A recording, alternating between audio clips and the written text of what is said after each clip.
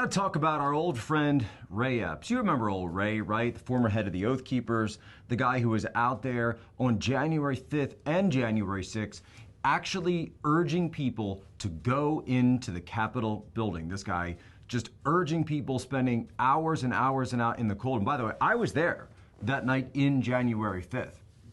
And I've actually gone back and tried to dig through the archives. Now, this is back when I was still reporting for One American News, to look at, did we catch any footage of Ray Epps? And we've scrubbed through the archives. We haven't seen anything. I mean, you can kind of see, vaguely some stuff in the background, but there were a lot of people on that Freedom Square that night.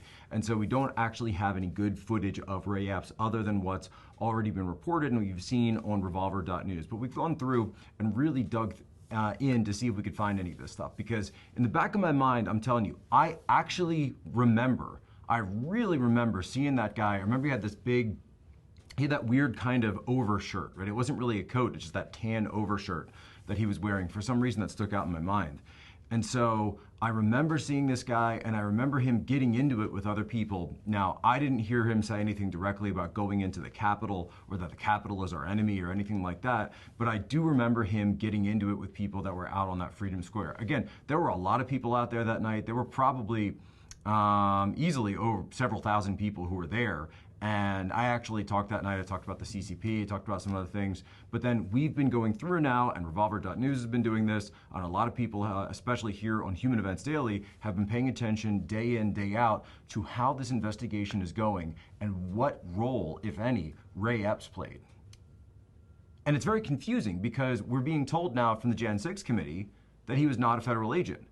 Well, when does the Jan 6 committee ever come out and say, that someone is innocent? When does the government ever come out and investigate somebody and then declare their innocence publicly? I can't even think of a single example that's ever happened before in American history. I mean, I'd love, if you guys want to go in the comments on any of this, whether you're watching on Rumble or you're listening on Apple, leave us a comment if you can remember anything like this. Send us a message because I honestly cannot think of anything that's like this. But listen to Ted Cruz yesterday talking to the Assistant Director of the FBI, Jill Sanborn, about Ray Epps.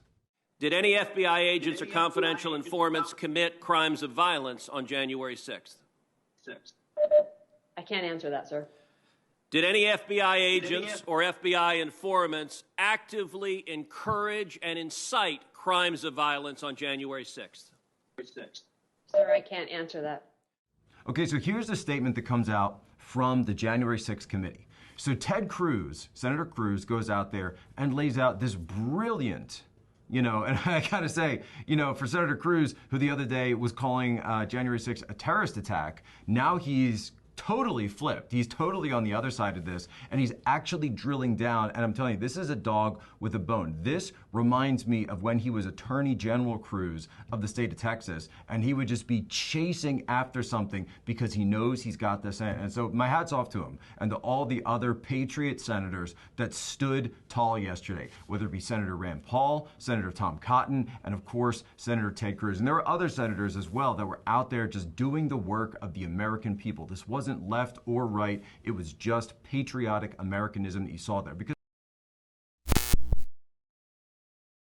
this is Charlie Kirk, founder and CEO of Turning Point USA. If you liked this video, be sure to subscribe to our YouTube channel at Turning Point USA.